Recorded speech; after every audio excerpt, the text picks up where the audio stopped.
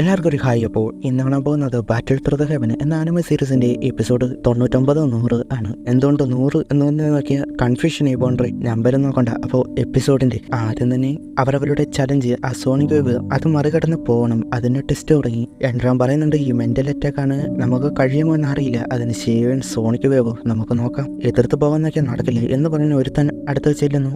ആരാണെന്ന് ചോദിക്കുമ്പോൾ അവൻ അവന്റെ പേരൊക്കെ പറഞ്ഞിട്ട് അവന് ചെല്ലുവാണ്. അവ വളരെ ഉയരത്തിൽ പറന്നു പോകുമ്പോൾ അവിടെ ഉള്ളവരാകട്ടെ ഇത് വർക്കിംഗ് ആണല്ലോ എന്ന രീതി അങ്ങനെ പോവുകയാണ്. മുകളിലുണ്ടായിരുന്നു അടിച്ചിട്ടു. അങ്ങനെ അവൻ അവിടെ വീണു. അതിനുശേഷം ഫെൻക്യൂങ്ങറാണ് പോകുന്നത്. അവളുടെ പേര് പറയുമ്പോൾ തന്നെ എനിക്കൊരു ചാൻസ് കിട്ടിയ ഉറപ്പായും വിൻഡ് തണ്ടർ പൗലിയെ ഞാൻ വിസിറ്റ് ചെയ്യും. അവളോട് സെറ്റാണോ അതേ എന്ന് പറഞ്ഞിട്ട് അവളും ചെല്ലുന്നു. വിൻഡ് തണ്ടർ ആയതുകൊണ്ട് തന്നെ അവൾക്ക് ലൈറ്റിനില്ല, അത് ഉപയോഗിച്ച് പോവുകയാണ്. അത് കണ്ടപാടെ ഷിയുവിനേക്കാൾ സ്പീഡുണ്ട്, അത് അവന് മനസ്സിലായി. അതുപോലെ തന്നെ അവിടെ ഉള്ളവർക്കായിട്ട് ഷോക്ക്. അവൾക്ക് നേരെ വരുന്ന സോണി വേവ് എല്ലാം സിമ്പിളായിട്ട് അത് തടഞ്ഞ് അങ്ങനെ മുകളിലേക്ക് പോവുകയാണ്. വിൻഡ് തണ്ടർ പൗലിയുടെ സ്ട്രോങ് ആയ ഒരു ആളെ തന്നെയാണ് ഇപ്പോൾ വിട്ടിരിക്കുന്നത് എന്ന് ലീഡറായ ജിങ്ഷി അവളങ്ങനെ സിമ്പിളായിട്ട് തടഞ്ഞ് അങ്ങനെ മുകളിലെത്തി. അത്രേ ഉള്ളൂ എന്ന രീതിയിൽ അവളവിടെ നിൽക്കുകയാണ്. ആദ്യമായിട്ട് ആ ചലഞ്ച് അത് കംപ്ലീറ്റ് ആക്കി അതിനുശേഷം ചെല്ലുന്നത് ടാങ്ങിങ് ആണ്. അവൻ സോഡ് അത് ഉപയോഗിച്ചാണ് പോകുന്നത്. ഈ പ്രോജക്റ്റ് ടാലന്റ് ഉള്ളവരെ വിട്ടിട്ടുണ്ട് എന്നാണ് ലീഡർ ജിങ്ഷി.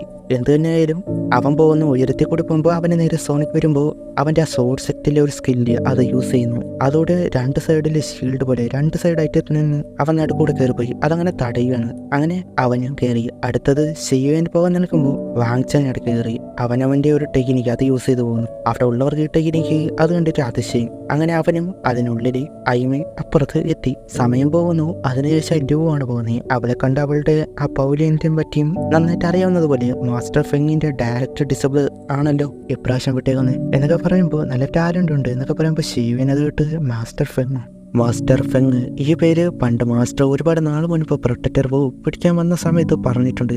എനിക്കൊരു ബ്രദറിന് തുല്യമായി ഫ്രണ്ട് ഉണ്ട് എന്ന്. അത് കണ്ടവർക്കറിയാം. വാട്ടവൻ അവൻ വലിയ പ്രശ്നത്തിലൂടെ അല്ലാതെ തന്നെ കണ്ടുപിടിക്കാൻ കഴിയും എന്ന് വിചാരിക്കുന്നു. അവളും ചെല്ലുന്നു, നടന്നു പോകുന്നു. അവൾക്ക് നേരെ ആ സോണിക് വേവ് വരുമ്പോൾ കയ്യിലുള്ള ഫ്ലോട്ട് പുല്ലാങ്കുഴൽ വാസിച്ച് നടന്നു നീങ്ങുന്നു. അങ്ങനെ ആ വരുന്നതിനെ എതിർത്ത് അങ്ങനെ മുന്നോട്ട് പോയിരുന്നു. അവസാനം അവളും കയറി. ഫാളിംഗ് സ്റ്റാർ പൗലിയിൽ ഈ സോണിക് വേവ് അതിനെതിരെ അറ്റാക്ക് ചെയ്യാൻ കഴിയില്ല എന്ന് ലീഡർ ജെൻസി വിചാരിക്കുകയാണ്. സമയം തീരാറായി. അവർ ഷിയുവിൻ വരുമോ ഇല്ലയോ എന്ന് നോക്കുകയാണ്. വിചാരിച്ചതുപോലെ ഇനി അവനും അവിടം കൂടി വരുവാണ്. രണ്ടുപേരും ഒരുമിച്ചാണെന്ന് ചോദിക്കുന്നതിന് അതെ. ഷിയുവിന്റെ പേര് കേട്ട് ഞാൻ ഒട്ടും തന്നെ വിചാരിച്ചില്ല വിൻഡ് തണ്ടർ നോർത്തൻ പൗലിയിൽ നിന്ന് വെയിറ്റ് കയ്യിൽ നിന്ന് എസ്കേപ്പ് ആയി വരുമെന്ന്. ഷിയുവിനെതിരെ വളരെ പെട്ടെന്നാണല്ലോ ഇതെല്ലാം ന്യൂസായിട്ട് എത്തിയത്. എൻട്രാ പറയുന്നുണ്ട് ഞാൻ വന്ന അത് ട്രബിൾ ആകും എന്നാൽ അവൻ കേൾക്കുന്നില്ല. അങ്ങനെ പോകുന്നു. ഷിയുവിൻ എൻട്രാനോട് എന്റെ പിറകെ നിന്ന് മതി, മാക്സിമം കുറച്ച് മാത്രമേ നിനക്ക് അങ്ങനെയെങ്കിൽ കിട്ടൂ എന്ന് പറഞ്ഞിട്ട് പോകുന്നു.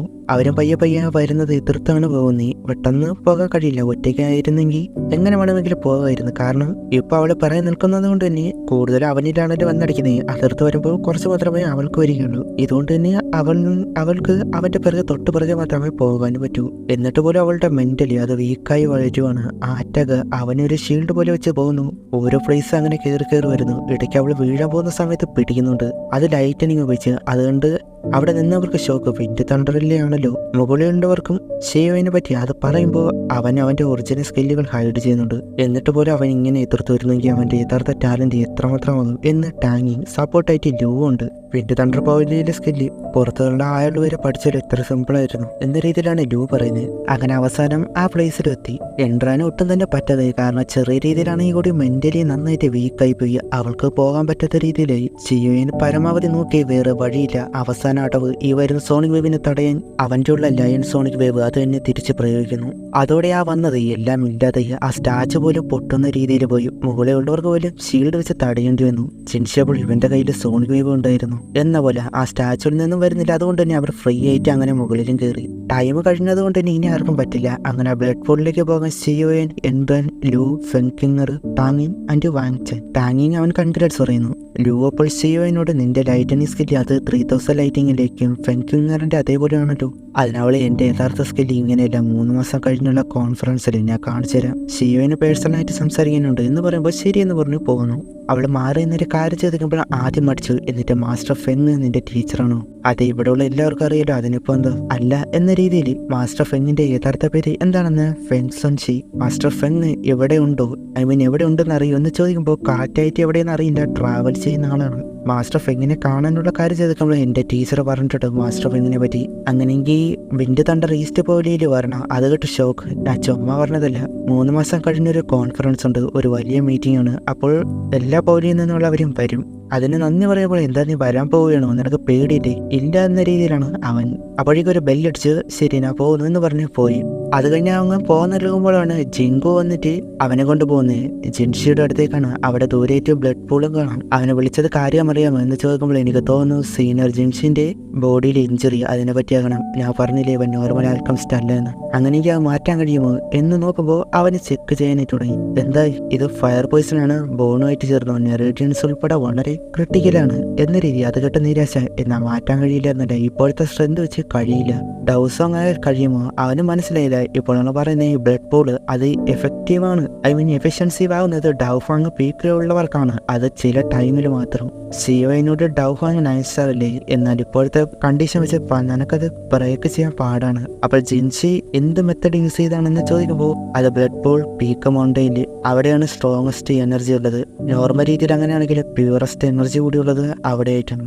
റാറ്റിറ്റിയും ഡ്രൈവ് ഒരുപാട് കഷ്ടപ്പെട്ടുമാണ് അവിടെ അങ്ങനെ കിട്ടിയത്. മേ ബി 8ൽ 2 സ്ഥലം ഉണ്ടെന്ന് പറഞ്ഞിട്ട് അത് 2 പ്ലേസും അതാകണം. ഇതവരുടെ സീക്രട്ടാണ്. അവിടെ കൾട്ടിവേഷൻ ചെയ്താണ് ഡൗസോങ് 7 സ്റ്റാർ പെട്ടെന്ന് തന്നെ എത്തിയത് എന്ന് പറയുകയാണ്. എന്നാൽ അവിടെയാണ് ഫയർ പോയിസൺ ഉള്ളത്. അതാണ് പ്രശ്നം. സിയോനപ്പ് ഡൗസോങ് 7 സ്റ്റാർ ഉണ്ട്, നിങ്ങൾക്ക് പോലും ഫയർ പോയിസൺ വന്നെങ്കിൽ ഡൗക്കോങ് എനിക്കും, അതിന് നിന്റെ കയ്യിലുള്ള ഹെവൻലി ഫ്ലെയിം അത് മതി എന്നാണ് ജിൻഷി പറയുന്നത്. അവന് ശരിയാണെന്ന രീതിയിൽ അവനൊരു ടോക്കൺ അല്ലെങ്കിൽ ഒരു ആക്സസ് അത് കൊടുത്തു. ഇതുപയോഗിച്ച് നിനക്ക് അവിടെ കൾട്ടിവേഷൻ ചെയ്യാം. അവന് നന്ദി പറയുന്നു. അപ്പോൾ അവിടെ വെച്ച് ഈ ഒരു എപ്പിസോഡ് അവസാനിക്കുന്നു. അടുത്ത എപ്പിസോഡ് കാണാം. ബൈ.